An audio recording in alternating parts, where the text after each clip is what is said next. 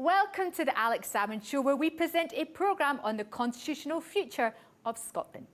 This weekend, and despite a Blasto Jana win and a deluge of rain, another enormous march for Scottish independence took place in Glasgow.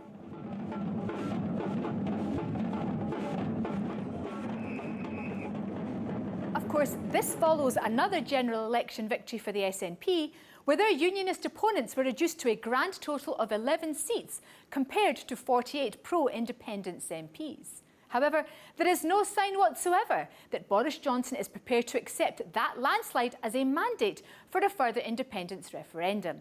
This week, he wrote to Nicola Sturgeon, the Scottish First Minister, brushing aside her demand for a new poll.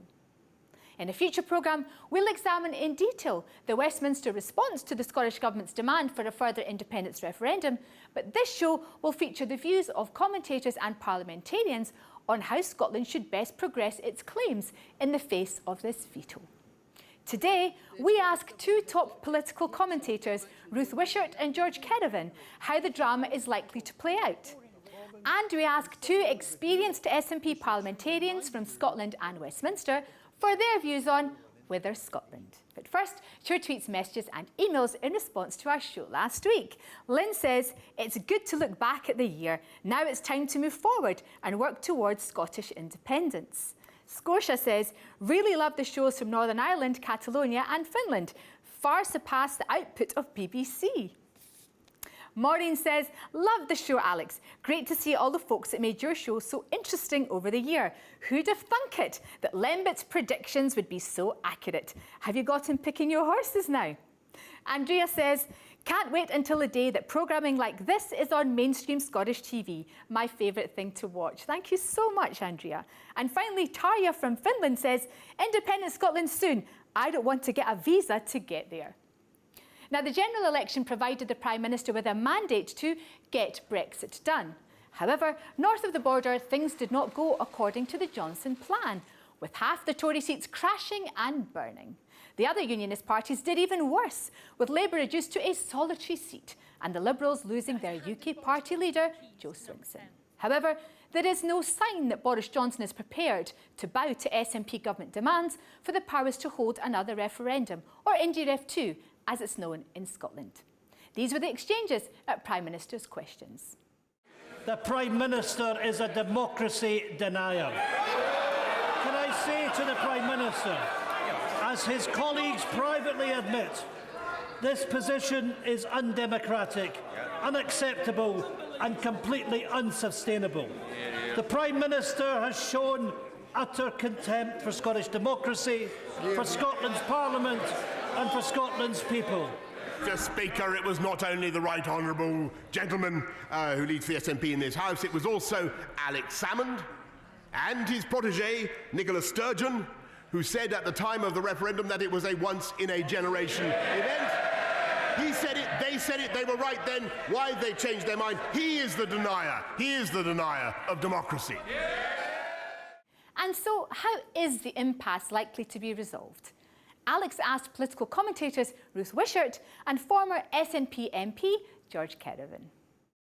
Ruth Wishart, welcome back to the Alex Salmond Show. Thanks, Alec.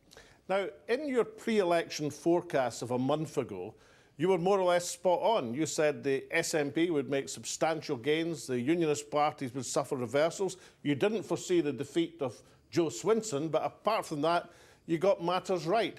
What's happened since then in Scottish politics? There is a standoff, as you know, because the Scottish National Party has said it wants a referendum this year.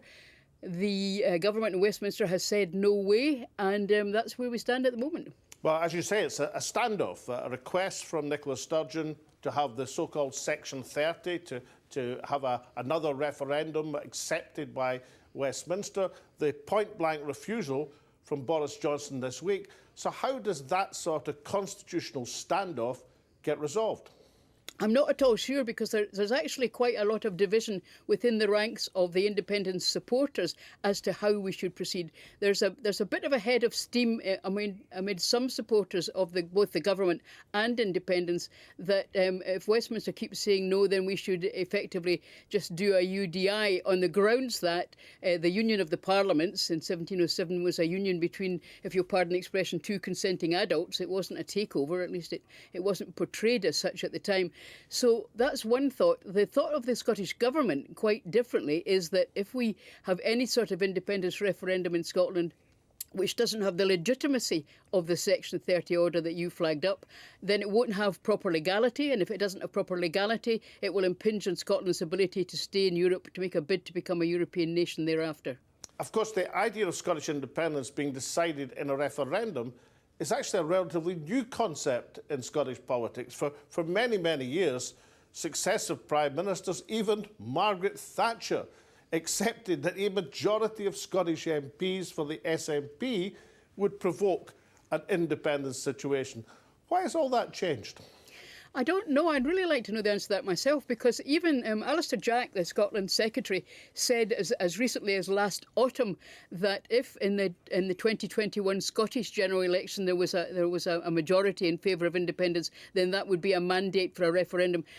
Just this last weekend, he's changed his tune in that, possibly because of Boris. I think it's also interesting, Alex, to look at the Northern Ireland situation. Now, there's many similarities in as much as Northern Ireland voted Remain, and the majority voted Remain, as indeed the majority in Scotland did. But Northern Ireland has come out of this with a very nice deal. It's got another bumper bonus coming along down the tracks. But significantly, in the Northern Ireland agreement, there was provision that if a majority of people in Northern Ireland wanted reunification, they could have a poll to decide it. And that, if I remember correctly, in the legislation in Northern Ireland, they can have a poll theoretically every 7 years if it's in the Good Friday Agreement. Is 7 years good enough for Northern Ireland, but not good enough for Scotland? Well, just the very fact of having a referendum, having a poll is good enough for Ireland, but not good enough for Scotland. And of course, the other thing, I mean, I don't begrudge the Irish this at all, but the other thing is that Northern Ireland, thanks to Boris's withdrawal deal, is now able to stay within a tariff-free trade agreement, effectively still within the EU. Whereas Scotland is going to be in some difficulty there. I mean, we've already seen signs of this with the Americans slapping a tariff on Scottish whisky, which is, as you know, is a very big foreign earner for Scotland and indeed for the Exchequer in London.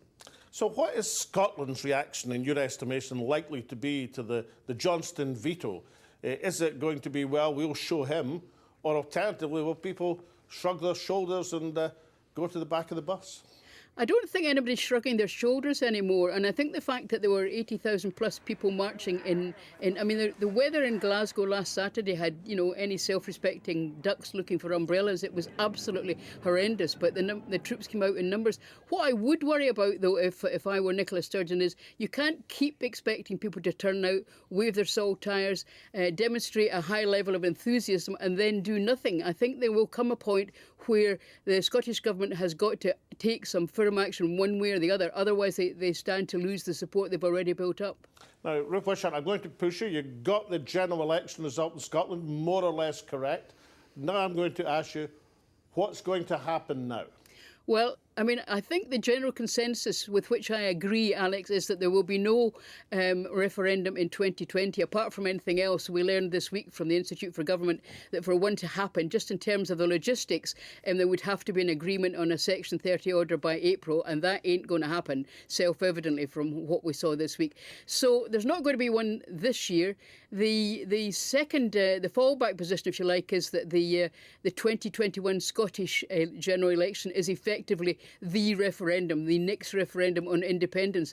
But the problem with that is that even if they win and win big, the Scottish Government, and even if with the help of the Greens they've got a substantial majority in favour of independence, you still have the not inconsiderable problem of Boris saying no. And what's going to happen when Boris says no? I mean, I seem to remember that Margaret Thatcher used to say no to Scottish devolution. Yes. That's right, and the blessed canon Kenyon right of fond memory when Scotland put down its claim of right to the sovereignty of the Scottish people in 1989, and he was asked the same question, and he said, they've said to Canon Kenyon right, what happens if Mrs Thatcher says no? And he said, well, we're the people and we say yes. I'd like to see something similar. Ruth Wishart from Glasgow, thank you very much indeed. Thanks, Alec. George Kerevan, welcome back to the Alex Salmond Show. Happy New Year, Alex. Now, George Kerevan, you're both a commentator, but you're also a former Scottish National Party member of the Westminster Parliament. So, firstly, as a commentator, how would you assess this impasse, this deadlock between Edinburgh and London on the subject of the independence referendum? Well, I mean, we're in uncharted waters here. For the first time, we have been told in Scotland that you cannot have a referendum ever. You're part of an indivisible union and you have no say in the matter. Now, indivisible unions have an unhappy record of breaking up. But we're in uncharted waters also because after the election, people in the Labour Party, people outside the Nationalist family have begun to think, well, the game's up, we want Scotland to decide where it's going. They need a bit of leadership. And I think there's a question mark over the Scottish Government, which seems to have walked into a trap from Boris Johnson. He's going to say no, he's going to go on saying no. So what does the government do? But George Kerevan, the First Minister says she'll be responding to the veto from Boris Johnson by the end of this month. Won't the answer come forward in that stage that you can all rally behind? Well, I mean, it's an amazing thing going on in Scotland in that people are voting with their feet. They're actually literally getting on the streets and marching. They've been marching practically every month. The beginning of January, 80,000 people in the pouring rain in Glasgow. They're looking for a leadership, and the leadership has to be something more than just waiting on Boris. That appears to be the Scottish Government line. You know, in Northern Ireland, they already have, in the Good Friday Agreement, the constitutional right to call a referendum on the border whenever they want. Scotland is being denied that. And I think at some point, if Boris is refusing to give Scotland what Northern Ireland has, there will be civil disobedience. But in Northern Ireland, the Good Friday Agreement, isn't it a 7-year period now? Let me see, that would be 2021 if you applied that to Scotland. Is that what you're arguing? Democracy is indivisible. If people are part of a union, they get the right to say whenever they want whether they continue in that union, and that is not happening. I think that the problem for the Scottish Government so far is it wants to take all the decisions itself. But there are new forces in train after the election. People in the Labour Party are shaking their heads. They want something different. We have to have some form of reaching out which goes beyond simply the Scottish Government having a diktat. I think we might need some kind of institution, some kind of convention, some kind of gathering of all the political forces in Scotland that say we want the right to self-determination. And the people who are marching in the streets in Scotland, they need some kind of leadership, as we've seen in Catalonia, say, where they don't wait on the politicians, they organise themselves and they campaign themselves. If the Scottish Government really has a plan, it needs to start spending some money on it. And actually, there's been no move from the SNP leadership to mobilise on the streets, to campaign, to produce campaign literature for independence or another referendum. It can't all be left to the people at Holyrood. Now, you're becoming known as the man with a plan after an article you wrote in the national paper this week in Scotland. So spell out what that plan is. If you think there's a way forward, chart it out for our viewers. There are two issues. One is the right to self-determination. The other is winning an independence majority. On self-determination, I think there are now broad forces who agree that it's Scotland's democratic right to have a referendum when it wants, if it wants. It's not something that will be imposed from London.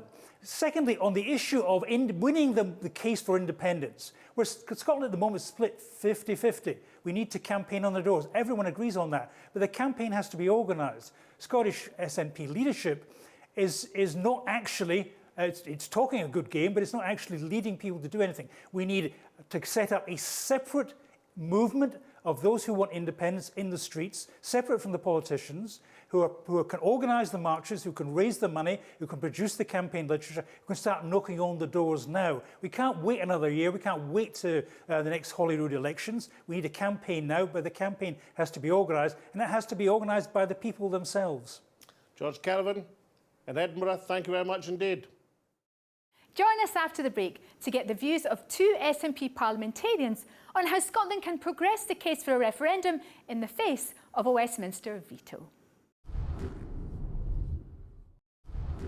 Welcome back. The view from Scotland from the streets and the election seems clear and determined. However, the view from Downing Street seems equally determined. So is the irresistible force meeting an immovable object? Alex spoke to former Scottish Cabinet member and Brexit rebel Alex Neil MSP and his former colleague and newly elected MP for East Lothian, Kenny MacAskill, to chart the road ahead. Kenny MacAskill, newly elected member for East Lothian to the Westminster Parliament. Congratulations and welcome to the Alex Salmond Show. Thank you. It's good to be back. Now, yourself and the other 48 independent supporting MPs elected from Scotland, a huge election triumph, but you've arrived in Westminster, making your first speech in the Palace of Westminster this week, and Boris Johnson says, nah, you're not getting your referendum. So what are you going to do now? It's a democratic right of the people of Scotland to be able to decide upon their own independence. And therefore this attitude being taken by Boris Johnson that you cannot have an independence referendum ever, despite the fact they're prepared to cede one in a border poll in Ireland, is fundamentally undemocratic. So we've got to build a base, not just amongst independent supporters, but all those who cherish democracy. But when you last week suggested this new Scottish Constitutional Convention, replaying what was done in the 80s and 90s about devolution, you took a fair bit of criticism, for breaking ranks, and secondly from people saying, look, we want our referendum now, we don't want another talking shop for a number of years. Well, I think like every member of the SNP, I want a referendum. If we could have it yesterday, I would have it. But the fact of the matter is it was never going to come. I don't think I broke ranks. I simply said what everybody knew, but some people chose not to accept or to acknowledge. So I think we've got to plan or prepare. We now know that he's not accepting it. We should be doing, I think, in building that base at grassroots level, because everything we do at a senior political level of bringing together, and I can say to you, I've not said it to others, I can say I've had private approaches from other members of other political parties, not SNP and Greens, who agree with this. So we've got to reach out to them, but we've got to do it not just at a national level. We should be doing this at a local level, in East Lothian. Those in other political parties who agree with this, who oppose not just, as I say, because it's not just Scotland's right to choose a different direction on whether we're an independent nation. It's a right to choose a different direction on membership of Europe, of a relationship with Europe, of how we impose taxation, whether we look after the poor or vulnerable or cast them to the wind as Johnson's going to do.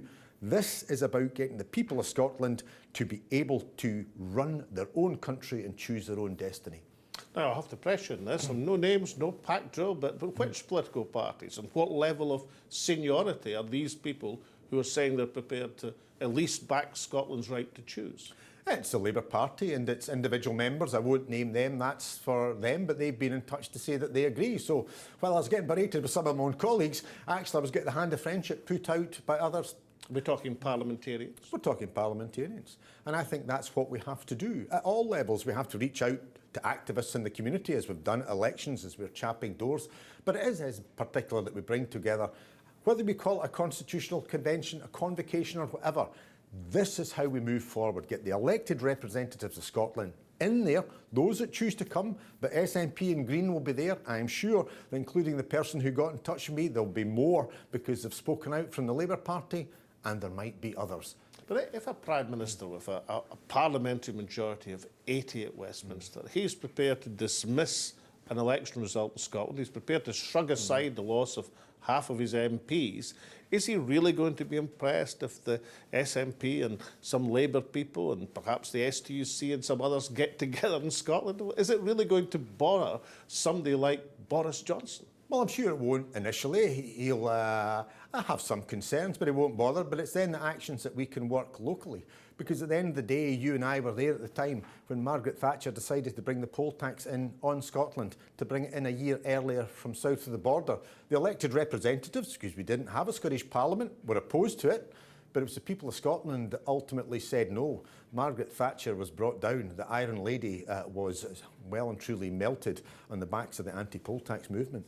Do you not have a concern that if Boris Johnson waves a chequebook at Scotland, like he's waving a chequebook at Northern Ireland at the present moment, that he might turn out not to be quite as unpopular as many people in the national movement in Scotland believe? Well, first of all, I don't believe that the chequebook will be waved in our direction, even if it's been spent across the Irish Channel. But more importantly, I don't think he and his ilk are ever going to be popular in Scotland. They've never been popular in Scotland. I've just been doing some research about 200 years ago in the Earl of Henry Dundas, who you'll remember, who was a potentate of similar measures. He too was a Tory. He represented an oligarchy of rich landowners. 200 years on, what's changed? Alistair Jack represents an oligarchy He's of the rich Scottish land. secretary. He's the Scottish secretary. He's got no more political legitimacy than Henry Dundas, and yet, as I say, he represents an oligarchy of the rich. And finally, Kerevan MacAskill, former Scottish Justice Secretary, but new boy in the Westminster Parliament, you signed up for a 5-year term. Will you get your referendum in that 5 years? I believe we can. Kerevan MacAskill, thank you very much. Thanks for inviting me. Alec Neil, member of the Scottish Parliament. Boris Johnson says no to another Scottish referendum. Did this come as a surprise to the Scottish parliamentary members? I don't think it was at all a surprise given the comments he and his colleagues have been making and the ridiculous comments made by the Scottish Secretary Alistair Jack, that even if next year again we renew the mandate for an independence referendum, they still won't accept the democratic decision of the Scottish people. It's unbelievable that the Tory party's got itself into this situation. Yes, but surely the Prime Minister, whether it's unbelievable or not, can say, look, I've got a Commons majority of 80. My mandate's bigger than your mandate. You can go and whistle for your referendum. Well, 2 points. First of all, our mandate's actually relatively bigger than his because he got 43% of the vote. We got 45% of the vote in Scotland. But much more importantly than that, this is about the right of self-determination, which the Tory party in the past has been prepared to accept, that the Scottish people have the right of self-determination. We went into this union voluntarily. We're entitled to exit it voluntarily, and he can't stop that. And as somebody once said, we are the Scottish people, and we say yes, so we're not listening to Boris Johnson's neat. Yes, but he doesn't require you to listen to him. All he requires is not to authorise another Scottish referendum. So in the bowels of the Scottish Parliament, is there a strategy to deal with the Johnston veto? And already we see people in other parties, most noticeably the Labour Party, breaking ranks with their leadership and saying, yes, the Scottish people should have the right to have a referendum and determine whether they want independence or not. And that's coming from a party who's actually going to oppose independence in such a referendum. Kerevan MacAskill, the former Scottish Justice Secretary, has told us that he supports another form of Scottish Constitutional Convention to press the case for a referendum. Is that the sort of initiative you support, or do you agree with those who say, well, that's another talking shop, that's more years' delay, we want our referendum now? If the last time we formed a Scottish Constitutional Convention, it actually was very effective in forcing the issue of devolution onto the agenda. And of course, it's now 20 years since the devolved Parliament was established. We could do it then. We're much stronger now because we've got a Parliament, and we could use that Parliament as a forum to bring a wide section of Scottish society together to demand the right to self-determination. Now, you say Scotland speaking in one voice, but you yourself has been a rebel on European policy. You're one of the few senior SNP figures, an SNP parliamentarian, who kind of agreed with Brexit. How can you speak with one voice when you're putting forward a different point of view on the key issue of Europe? The fact that Brexit is going to happen legally at the end of this month means that we've now got to look at our future, not only in relation to the rest of the United Kingdom, but what kind of future does an independent Scotland want with the rest of Europe? My own view is, by far the best solution to that would be for an independent Scotland to become a member of the European Free Trade Association, EFTA, and that gives us the benefits of the EU without most of the downsides of the EU. And I believe we could garner a consensus for that position as well. Alex Neil, finally, what do you say to these tens of thousands of pro-referendum independence marchers on the streets of Glasgow defying the elements last weekend? These are people who are looking for immediate action, not necessarily for talking shops or further delay. They want to see the campaign progress immediately. What's your message to them? Well, there's many of us been fighting for independence for 30, 40 years and even more. So I would say two things to them. First of all, I believe that we're going to win this battle and win it within the next few years. But secondly, we've got to play with the head. We've got to outmaneuver. We've got to be more perfidious than Albion itself. And that means continuing with the marches, setting up a Scottish Constitutional Convention, looking at the possibility, if we're not going to get a Section 30 order to legitimise a referendum in the eyes of Westminster, is it at all possible legally to have a consultative referendum organised in Scotland? Can Westminster stop that? All of these things have to be considered, but we've got to keep the battle going and put a very clear battle plan in place, A, to get the right to self-determination through a second referendum at a time of our own choosing in the Scottish Parliament, and secondly, in that referendum, I will be fighting for an independent Scotland. Alex Neil from Edinburgh, thank you very much indeed. Pleasure. There is an ancient Chinese story dating from the 3rd century BC, sometimes called the spear and shield paradox. It tells of a seller of armoury being exposed when he attempted to simultaneously sell an unstoppable spear and an impenetrable shield, only to have it pointed out that, logically, both could not be valid sales. Thus, in the wake of the general election, something has to give when the irresistible force of Scottish nationalism meets the immovable object of majority government in the House of Commons. The Scottish First Minister promised a referendum this year in DREF 2020 and said that a convincing general election victory would sweep away all opposition. The victory arrived, but the opposition has stayed. However, the British Prime Minister fought the election in Scotland on opposition to these demands and lost spectacularly. It is difficult to explain a mandate to run Britain while simultaneously denying a bigger one, expressing Scotland's will. Some argue that the SNP should bide their time, prepare their case, reach out to other parties and wait until the new Johnson government hits the rocks. However, with Brexit imminent, the mood in Scotland among the independence marchers is not one of calm appraisal, but of bold and determined resolution. There is a viewpoint that, far from done, the Brexit constitutional drama is only finishing its first act with the withdrawal agreement. In comparison, however, the Scottish constitutional standoff has just started. The opening curtain is barely up on this particular Scottish play. From Whither, Scotland, we will soon move to Whither, the Labour Party, with the runners and riders now declared for the leadership contest. But next week, we return to the subject of housing and examine both practical action and academic study on homelessness. So for now, from Alex, me and all of the team at the show, we'll see you next week.